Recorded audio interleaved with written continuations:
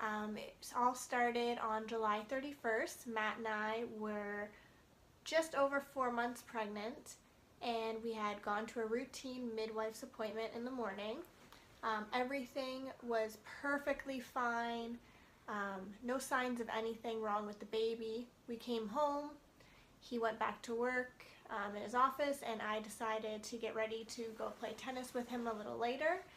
I stepped outside when we were headed out, and all of a sudden, everything started spinning. I was shaking cold, freezing, never been so cold in my life, never experienced chills like this. And then this quickly turned into me being violently ill. So I was never sick my whole pregnancy. I felt tired, but no morning sickness or anything. And all of a sudden I was throwing up every hour. I eventually was able to get to sleep that night, but I woke up at about 1 a.m. and we were having a miscarriage. It got to the point after a while where I was struggling to breathe.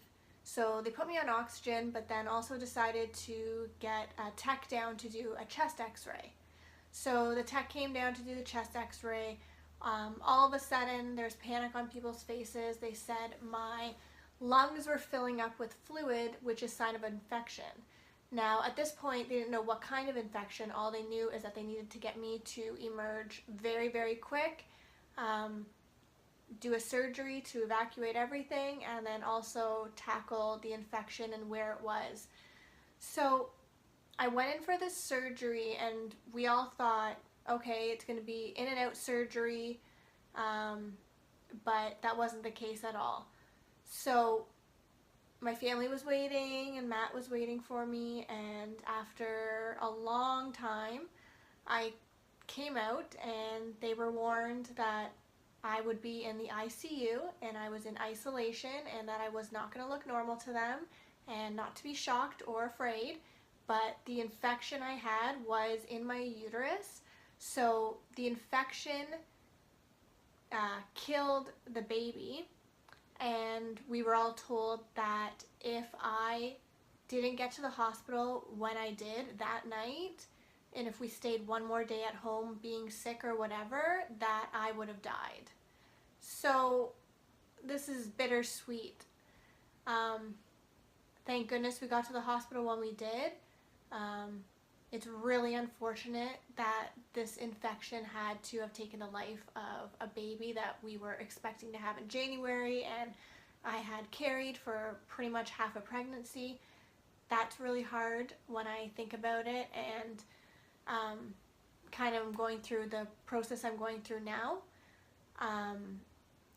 After this, I was moved to another room, had my breathing tube taken out, but we were still fighting the infection. At this point, the staff said that the cultures had came back that they submitted to the lab, and it was in fact E. coli.